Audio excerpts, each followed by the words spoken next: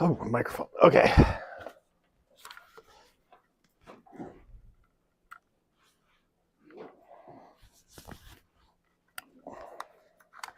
All right, that's way too loud. The person before me must have a really quiet voice. I have a big voice, so I gotta turn this down a little. All right, there we go. Okay, that's not the right thing. Come on. There we go. All right, well, happy Friday to everybody. All right, can you believe that it's already like the end of September? No. Yeah, it's already the end of September, right? We're rounding out, and I think when we meet again, it will be October, because I won't see you again until Wednesday, because Monday is National Day of Truth and Reconciliation. Yeah, please. Is the university still going to be open like the library? No, I assume not. I assume it's being treated like a stat, but I have not heard. I assume like a lot of services will be open, like sub and such, but I actually don't know for the libraries. But no, I am not sure. Every department has its business, and that is not mine.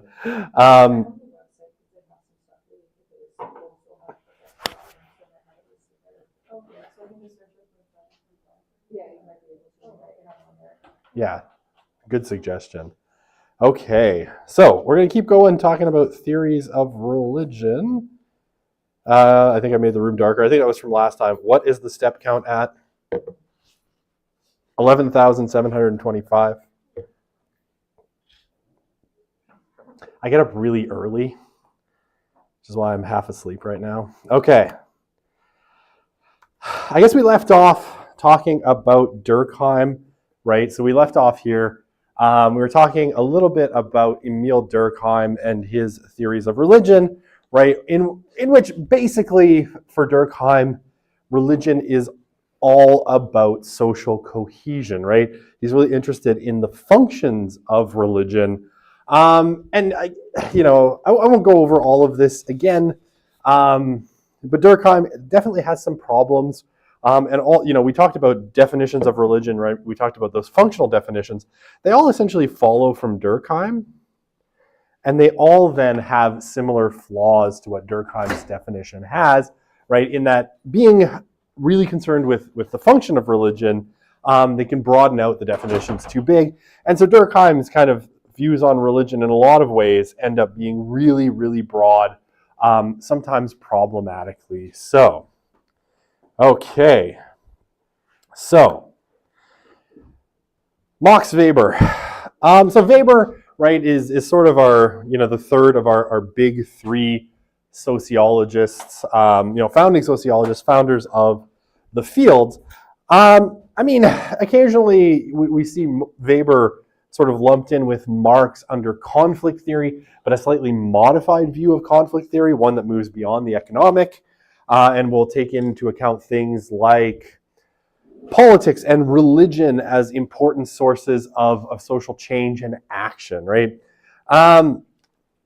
Whereas for Marx, it was all just the economy, right? Marx is very determinist from an economic perspective. Okay, so Weber, one of the things he says, and this is most famously articulated in this book, which is The Protestant Ethic and the Spirit of Capitalism. Oops, hang on.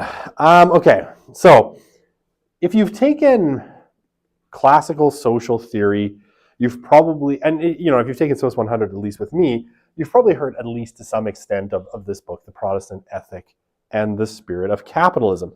It's an extremely famous book in terms of like early sociology, in which Weber essentially makes the argument that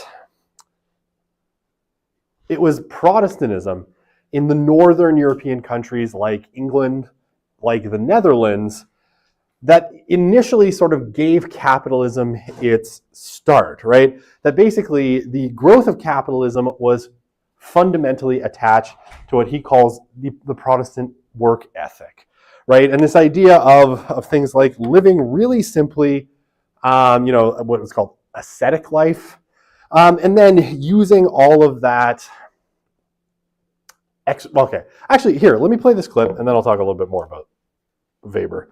Stephen Fry does an adequate job of explaining the Protestant ethic, and then I'll kind of make some interventions.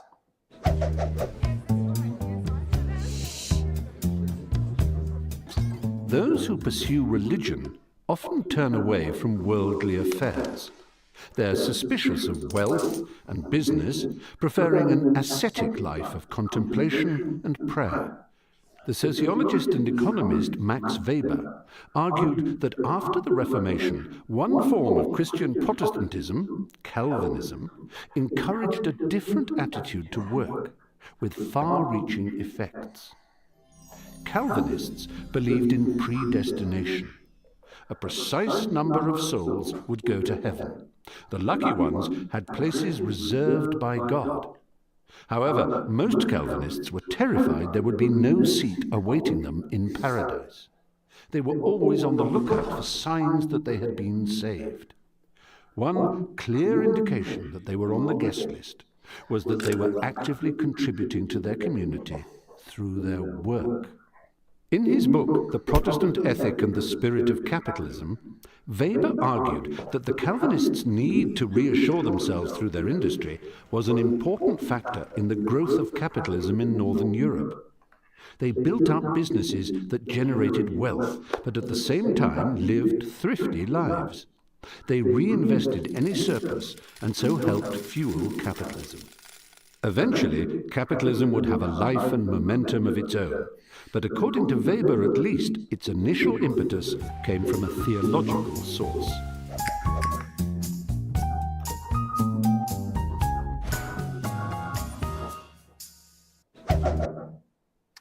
Okay, hang on. Before I go, I'll go back to the Protestant ethic for a sec. Okay, so a couple really important things, that's kind of a general outline of the Protestant ethic and the spirit of capitalism. I guess a couple of I think, important kind of things to say about it. One of the things that Weber is really concerned with in the Protestant ethic and the spirit of capitalism is explaining how a different notion of, say, concepts, right? So, he's often lumped in with sort of symbolic interactionists, which I think is fair. And symbolic interactionists are concerned with this kind of notion of how people's interpretations of the world can cause them to act in ways and create certain social structures. And this is essentially what Weber is doing in the Protestant ethic and the spirit of capitalism. He is essentially saying that it was when people in Northern Europe shifted from Catholicism to Calvinism, they changed their notion of the word salvation, right? In Catholicism, how you got salvation was through the church, right? You went to the church for sacraments, baptism, communion, last rites, and a bunch of others. And it was through this that the grace of God flowed and that you were saved, right? And you couldn't do it without the church. In Protestantism, this notion of salvation fundamentally changes, right? And it becomes much more individualistic and much more personal. But removed of that, and Calvin's weird in that he comes up with this notion of predestination, that God knew from the foundation of the universe who would be saved and who wouldn't be saved. So either, you were predestined to go to the good place or you're predestined to go to the bad place. And so, Calvinists would worry, how do I know if I'm on the list to go to the good place? And because there isn't like a mechanism like there is in Catholicism, right? Go to confession immediately. As long as you don't commit any mortal sins before you die, you're headed off to the good place. With maybe a quick stop in purgatory. But that's, story for another day. But Calvinists didn't have this, right? So for Weber, they start trying to figure out other ways of knowing that they are, headed to the good place, heaven. And one of these is, how materially blessed they are, which causes them to live frugal lives, reinvest, build, strong enterprises to show that they're contributing to the community with their work and that therefore they have sort of God's blessing. So they must be one of the elect in sort of Calvinist terms. Now, so this is Weber's thesis. It's very famous. It's been around for a long time and it's wrong. In fact, so my favorite sociologist of religion, the dearly departed Rodney Stark, refers to this numerous times in books and interviews that he's written as a thesis so stupid that only sociologists could believe in it. So take that for what it's worth. Now, why is it wrong? Kind of like Marx, Weber's not a very good historian. And right from, the moment that this book is written, historians of the time are barking about it, right? And suggesting that Weber has gotten his history of capitalism all hodgledy-podgledy, right?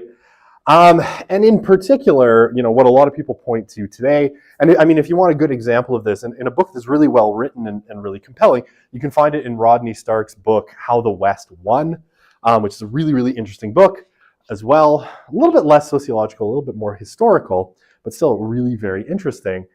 And the case that Stark makes, and lots of historians have made, is that capitalism, right, in its proto-forms, actually doesn't really emerge in places like the Netherlands after the Protestant Reformation, but you start to see kind of proto-capitalist forms as early as, say, the 13th century.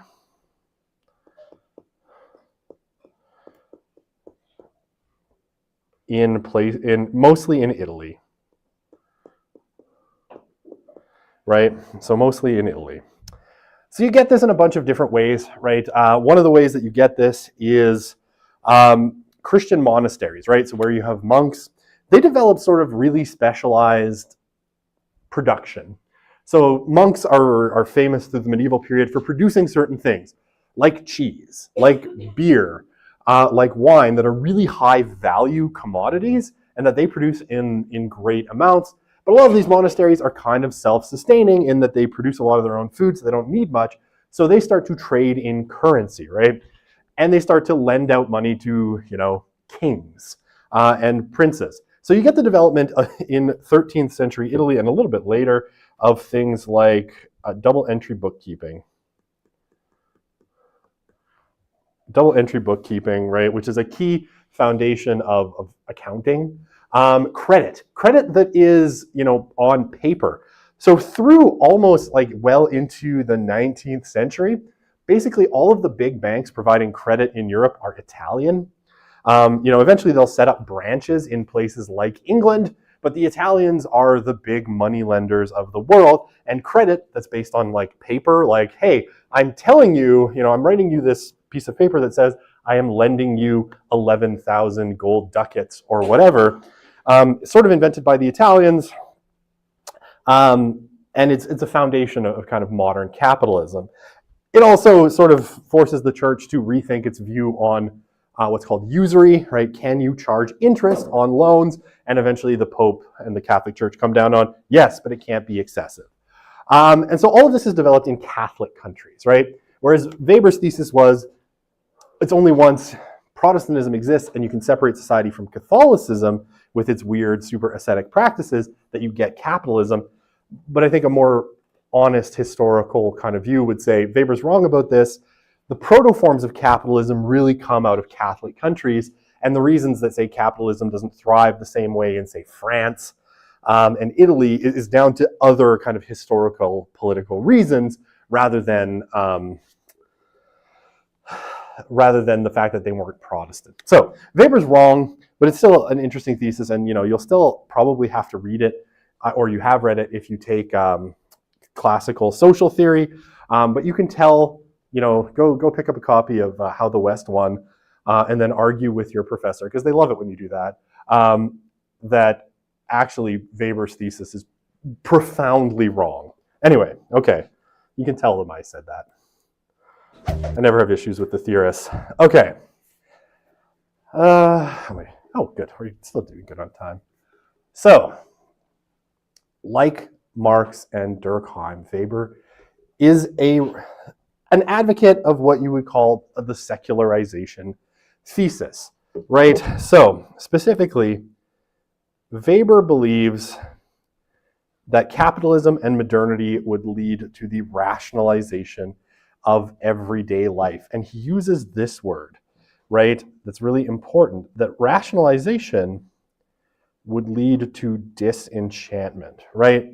So he thinks that the world of, say, medieval Europe was one that was profoundly enchanted. It had spirits, demons, angels, God, all, saints, all these kind of supernatural forces acting in the world. What Weber says is as we become more rationalistic, right? As rationalization and particularly science kind of expand, I see your question, I'll get to it in a sec. Science and rationalization will eventually chip away at notions of enchantment, especially science, right? Science is going to basically explain a lot of the things that we used to explain by spirits and such, and God, and therefore it's going to kind of chip away at religion. Yeah, Joan. Is the acronym where like the word death comes from? No, I've never seen it as an acronym. I just wrote it here for the first time. So it's just a, very famous. You keep 2 entries so that you can reconcile and you can find out if someone's embezzling or cheating you because you have 2 sets of records. But yeah, that's your only question? Awesome. That was easy.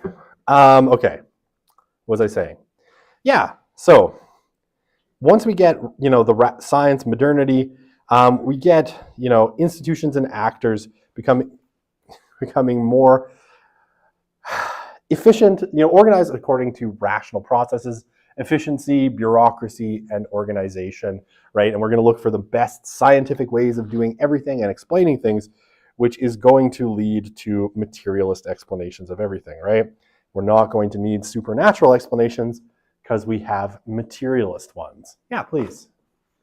Even if we agree that, okay, he was right in the sense that, okay, maybe sort of capitalism might be this way, I still don't see the link in between how, if people believe in predeterminism that to go to heaven, why would you invest in like wealth and businesses rather than like to other communities, like helping people and that kind of stuff? Like, why capitalistic route? Why does they believe in that?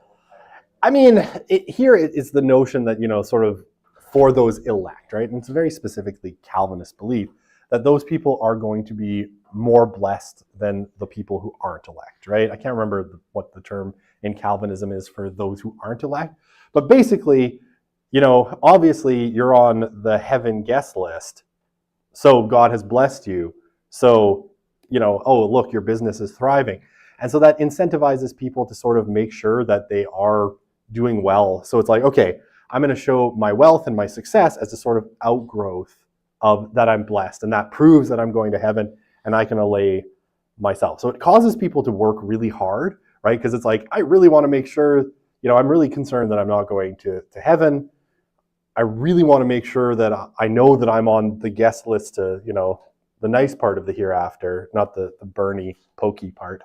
And so I'm going to work really hard, save all my money, reinvest it in my business, and through all that material blessing, sort of prove socially and to myself that, I'm one of those chosen by God from the beginning of the foundations of the universe to end up in heaven. Does that kind of explain it?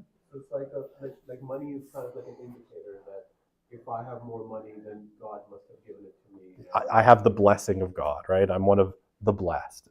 So, and that's not to say even that Weber necessarily gets this right in terms of how Calvinists think. He himself is not a Calvinist, and so he's interpreting this through a very non-Calvinist kind of lens. Does that kind of make sense? Okay, perfect. Good questions. All right. Yeah, please. I don't know if he's kind of cross paths, but it reminds me of like the philosopher of Immanuel Kant, who like the Age of Enlightenment, and I just kind of like looked up if he was right after that, and like Kant was full on like trying to get rid of religion, pushing for science and people to think. Do you think he kind of was inspired by that? All of these folks are sort of living through an era with very similar ideas, right? And yeah, Kant is very famous for doing, I think, a lot of what Durkheim did too, which is reducing religion to ethics, right?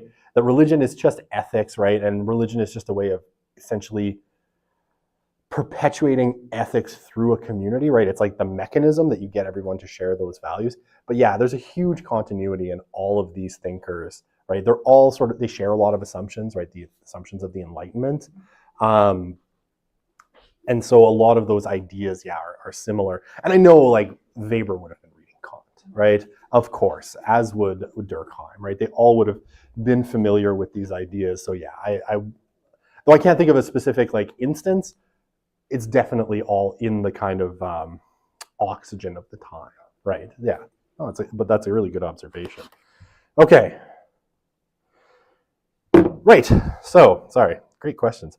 Yeah. So basically, religion will become unnecessary to explain things, and it should disappear, right? So kind of like Marx, but in a slightly different way. Marx thinks, once deprivation ends, religion will disappear.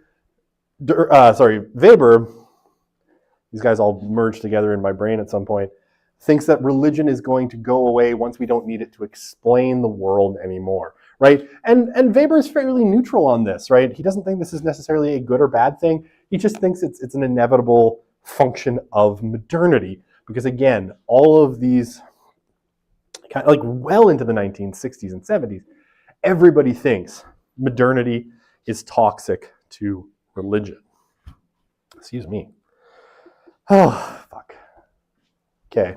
Sorry, I hate Freud. All right. Freud. So Freud, I put him in here in a sense, not because he's a sociologist. Obviously, he's a charlatan, a quack, and a psychoanalyst. I say this because he just makes shit up randomly, and that's pretty much Freud's way of explaining the world. But he's really influential, right? And he picks up a lot of the themes, say, of Marx especially, but the other sociologists as well. And his views on religion in a lot of ways, especially, this one, if you really kind of pay attention, you can find that view essentially sort of parroted to this very day, if you go on Reddit, which I never recommend to anyone, on r/atheist, right? This is a good chunk of the argument about religion that's sort of made in those spaces. Okay, so Freud. Okay. So basically, Freud, amongst other things, thinks that, religion is an illusion. Derives its strength from the fact that it falls within our instinctual desire. He thinks that it's a great hindrance to society, right? I think he writes this in Totem and Taboo. But he thinks that it's something holding people back and ultimately a form of repression that keeps a lot of people kind of in this constant mode of repression, right? Of repressing their deep urges and repressing it, through religion. Religion sets the standards for what should be repressed in ways that he thinks are really harmful to people. And yeah, again, he's a psychoanalyst. So he's trying to prove that it's just a product of the mind. And he thinks of it as wish fulfillment, right? And again, this kind of falls in with that social constructivist view that I talked about when I talked about kind of definitions of religion. He thinks that religion is entirely a creation of human beings, right? And that human beings use it to fulfill wishes. Like they wish there was an almighty, an omnipresent, omnibenevolent Father up in heaven that cares about them and loves them unconditionally. So they create that deity in order to serve a sort of, missing a missing emotional connection or a deep insecurity or a deep worry that human beings have, right? And so, yeah, he thought a childish pattern of thought in response to feelings of helplessness and guilt, right? Okay. Yeah, so it isn't Totem and Taboo. Okay, this is where, I say Freud is such a weird guy. Religion is comparable to a childhood neurosis. The whole thing is so patently infantile, so foreign to reality. To anyone with a friendly attitude to humanity, it is painful to think that the great majority of mortals will never be able to rise above this view of life. Okay, so in Totem and Taboo. What's that? Oh yeah, Freud would love Reddit. He is Reddit, the Reddit of his time. Okay, so Totem and Taboo, right? This weird book, but Freud's just weird in general. He makes shit up. Like I said, he comes up with these theories of, and why Freud today, people still read him, but he's been widely discredited, is because he just makes up his own story as to how we get to certain ideas. So the story he tells in Totem and There's no archaeology, there's no anthropology that points that this would actually be the case, but that in some pre-modern society, there was, a warrior king, right? And he monopolized the resources of his society, especially women, right? So the warrior king was the one who monopolized all the women. He got to have sex with all of them. Freud and sex, isn't it nice? And so, he was the one who ruled over everything. Now, what happens is eventually his many sons from his many women that he, had sex with, decide that they are not very happy with their father monopolizing all the ladies. So they kill their father, right, in order to access his women, right, to gain his access to women, which I presume, though I haven't read it in a while, probably also includes their mothers, because Freud rolls like that. That's just how Freud is. But they can't emulate their father, right, because none of them can actually gain dominance in the way their father did. So they fight each other, but then they also feel really, really awful about the patricide they committed, right?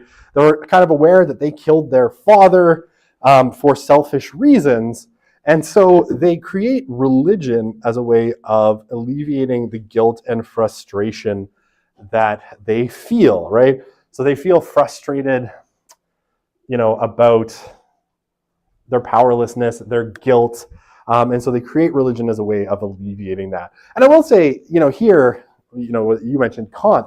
The other one that's sort of playing a lot with, say, someone like Freud is Nietzsche. Nietzsche's thinking, about things like the will to power and the emergence of an idea of God in Western society, and especially, the conquest of what Nietzsche thought was a bad religion that weakened people in Christianity, is something that is also deeply felt by people like Freud, right? But Freud, he thinks God is a projection of the unconscious mind, right? A forgiving father figure that can stand in for the murdered father. And then that gets sort of passed down through society. I don't want to, talk too much about Freud because he's a nut. And no one should really pay that much attention to Freud, in my opinion. Other people pay attention to Freud in the first place. Like, if you read any of his work, it kind of sounds like mommy shoots syndrome. Well, we have the great benefit of a century of looking back on Freud and seeing his mommy issues. He was very bright. What he was saying was very revolutionary, right? And the exploration of the human mind was just really starting. And so he had an air of credibility in what he said, just in being one of the first ones to sort of get there. Yeah, please. Oh, I just wanted to add that also, a lot of this stuff, even though I totally agree, like, it's weird and wrong, and I don't know what he's smoking off a bit, it, like, made a lot of people think about, like, certain parts of it, like, it inspired a lot of other psychological things. Like, a lot of people believe that, yes, there's, like, unconscious processes. They don't agree it's the same way that he does, but it leads them to do other research. Yeah. And I mean, yeah, like his model of like the id, the ego, and the superego is widely discredited. But that idea that we have this kind of these unconscious drives that are pushing us that we're not fully aware of remains deeply ingrained, right? Even though, the evidence for such a thing is less strong than I think is often claimed. All right, away from Freud. How am I doing? Oh, man, I got 20 minutes left. Lots of time. Okay, so fast forwarding from that kind of first generation of thinkers, we get to a sort of second generation of thinkers, right? And people very much influenced by, it's primarily here, Durkheim and Weber. Like Parsons goes off to, he's an American, but he goes off to Germany and kind of studies Weber's thoughts, right? And he learns sociology in Germany and brings it back to the United States. Oh, sorry, he's not Weber, he's a Durkheimian. He's a functionalist.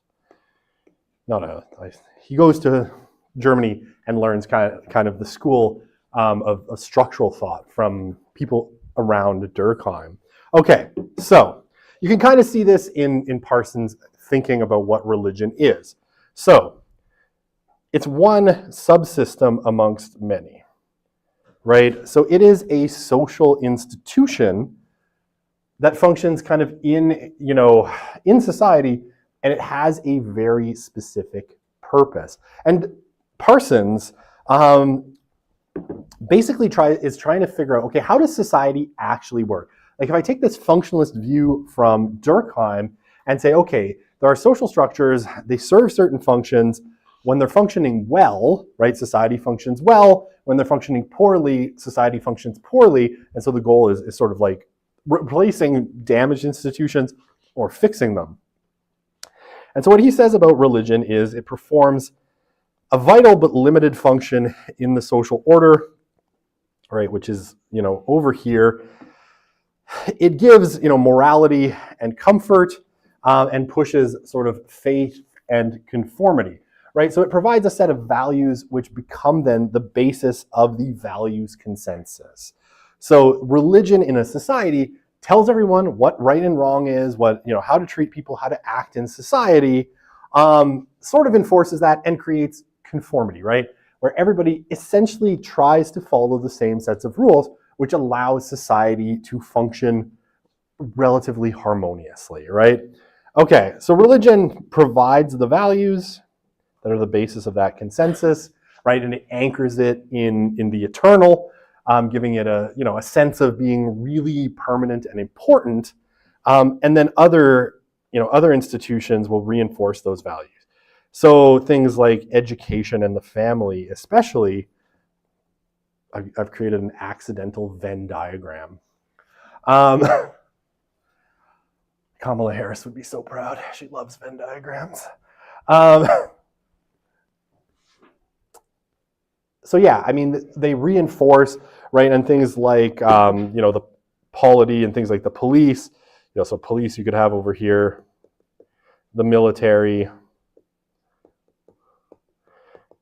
They'll reinforce these same values that are sort of offered by religion in different ways, right? And the law, the law. So religion offers the basis of these things, and then it's, supported, reinforced, and kind of kept going by these other institutions. So religion offers the basic code, and all of these other institutions then reinforce them or sometimes enforce those particular codes in important ways, right? So as long as all of these things are functioning kind of smoothly, society is this nice, smooth operation where everybody sort of knows what the rules are. People who break the rules are punished according to those same rules and all of that stuff. Yeah, and so for Parsons, right, say like the 10 Commandments offers the basis of laws, right? You shouldn't kill, right, is the basis of laws against murder. You shouldn't steal, right? Thou shalt not steal is the basis of property law. Don't covet thy neighbor's wife is the basis of family law and rules around kind of gender norms and those sorts of things, right? So essentially, religion plays a very important function, but it's not alone in sort of what it does socially. Okay.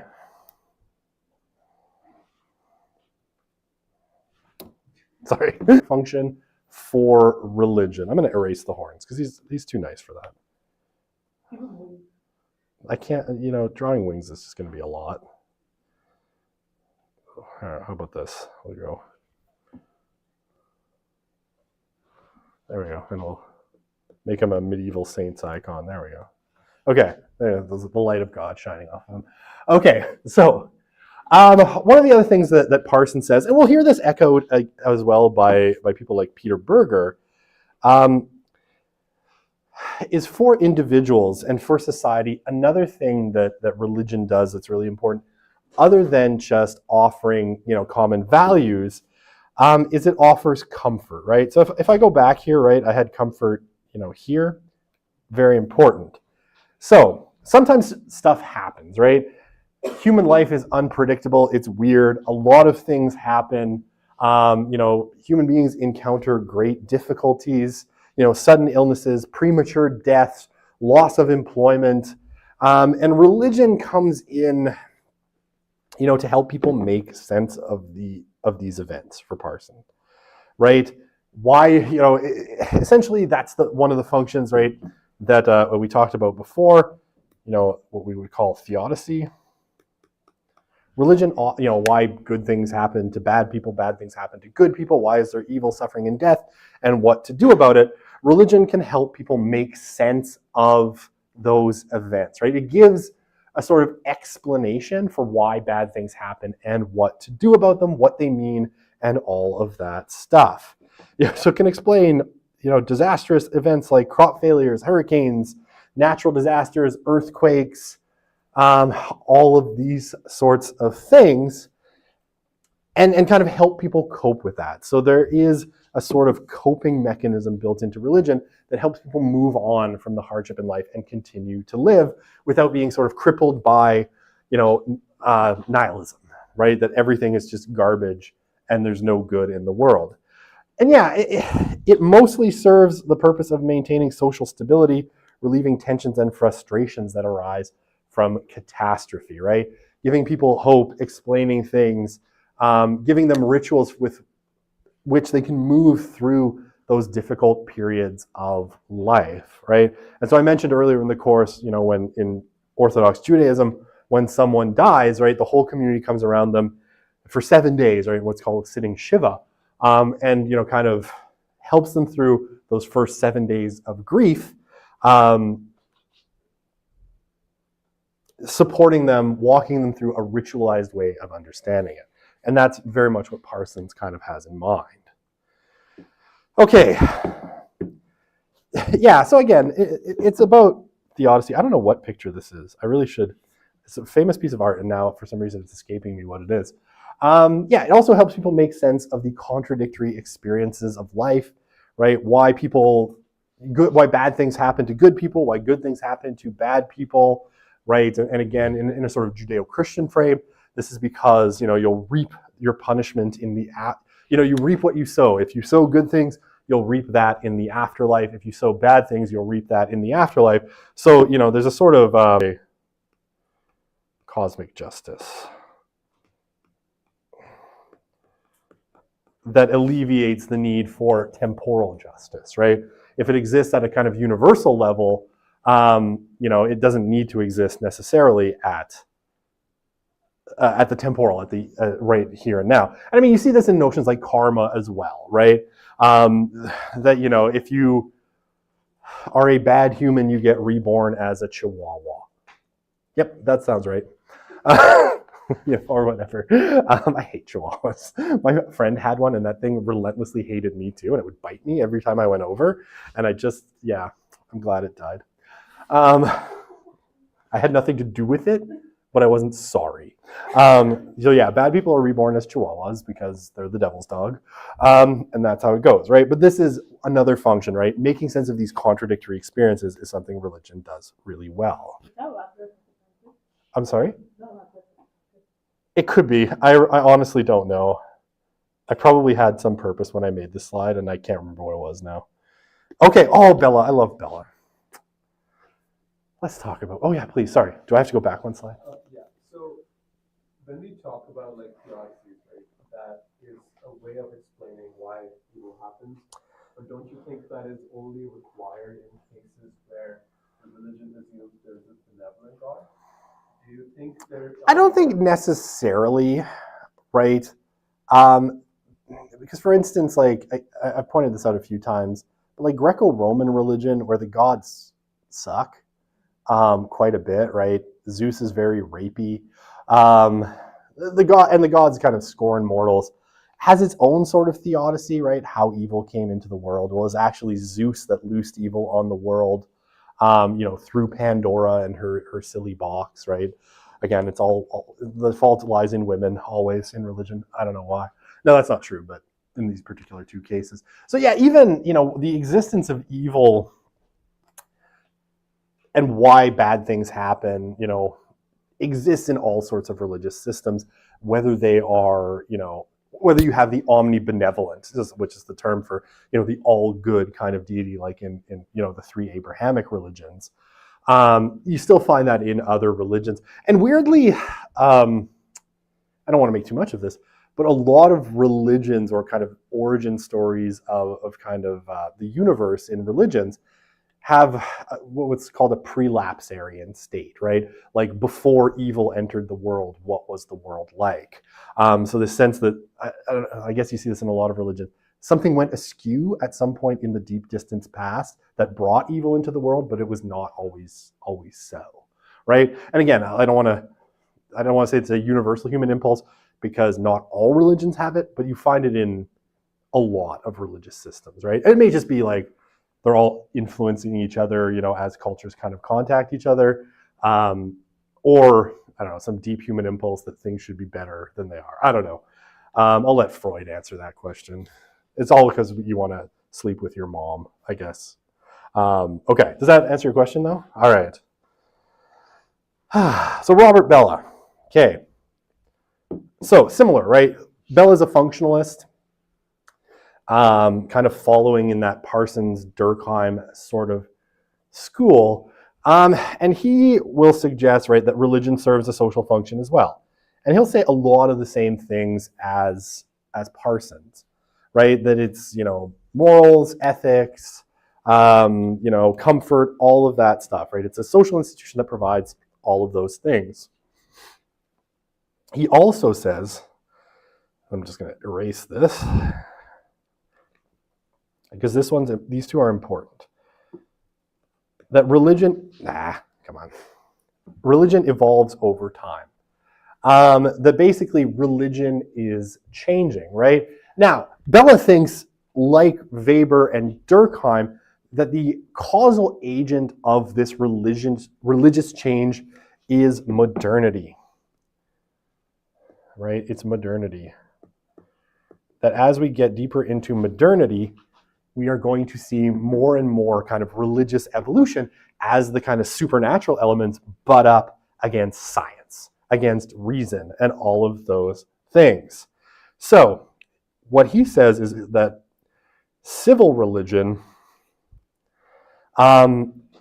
is replacing traditional religion as traditional religion declines, right?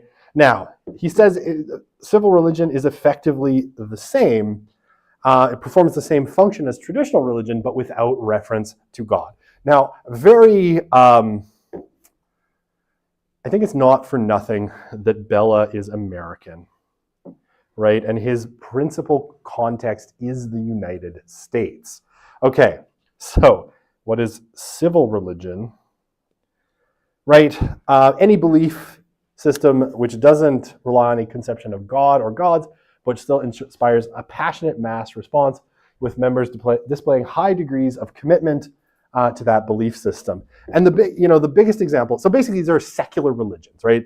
What Bellah is essentially saying is civil religions are secular religions, right?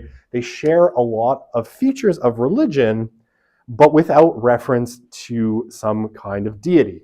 So American nationalism, a great example of this, right? And we talked about this a little bit earlier in the course, right? It has a lot of the features of a religion, right? So the founding fathers are quasi-deities in American nationalism, right? Every time you listen to American political discourse, it's like the founders intended, right? The founding fathers, right? What did they intend when they wrote the Constitution, which is, conceived in a lot of ways as a quasi-religious document, right?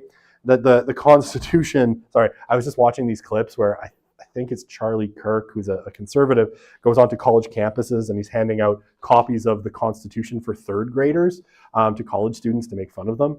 But again, he's handing out this document that's seen as having this almost religious significance, right? So that, religious figures like Lincoln, Jefferson, Washington, right, quasi kind of religious figures in civil religion. And you can see this, say, in the Soviet Union as well, right, where Marx, Lenin, Stalin, for a while anyway, are held up in great regard, right? And I mean, if any of you know anything about the Soviet Union, right on Red Square in Moscow, it's super creepy. I've been there. There's this thing called Lenin's Mausoleum, right? And it's this big kind of building, and inside there is the mummified body of Vladimir Lenin. And it's still there. Every week they have to take it out and re-wax it, apparently. It's super gross to think about. and I've been through it, and it's super creepy. But yeah, like in the Soviet Union, Lenin, the founder of the Soviet Union, had this quasi sort of religious status, right? Much like in Catholicism and Orthodoxy, the bodies of saints are preserved, and you have, what do they call them? Relics. Lenin himself was turned into a kind of Soviet relic, right? And his body's still there. They don't quite know what to do with him. So they just keep, every week they take him out to be waxed, and they stick him back in this sarcophagus full of special liquid. It's super creepy. And he looks very waxy. Anyway, it's ultra creepy. No, it's his body. It's his real body. They keep him preserved for all time. And it's apparently a state secret what the embalming formula for the embalming fluid they use to keep him from rotting. It's super creepy, right? And he died in like the 20s. So they've been keeping him going for a while. The pride of Soviet science is the embalming fluid they used to keep Lenin pretty. Super creepy. Right, but it had this kind of religious significance, right? All of the leaders of the Soviet Union, in the parades, they would stand on Lenin's mausoleum, right? That's where they would be. It has a kind of quasi-religious significance. When Stalin died, he was stuck in there with Lenin until Khrushchev's secret speech in 52 or 56, at which point they buried him behind the mausoleum on the Kremlin wall. But that's a story for another time, or never. Also creepy, his grave has the most flowers, so make of that what you will. But there's these kind of quasi-religious elements to things like nationalism. And what Bella says is that, yeah, traditional religion is fading away under the influence of modernity, but modernity then creates its own religions, civil religions, to still give people those shared kind of meanings and values without necessarily having reference to the supernatural. And you can frame this in lots of ways, right? You can even say that someone like MLK, right, or Martin Luther King, gets jammed into the kind of civil religion of American nationalism, right? So it can add, it can have all sorts of little deities and things added to religion. Okay, I don't have time for Peter Berger today. I'm out of time. So I guess we don't have class on Monday. We'll reconvene on Wednesday. And we'll go from there. So have a great long weekend. September's weird. It has 2 long weekends. All right. I love Burger. It's going to be fun on Wednesday.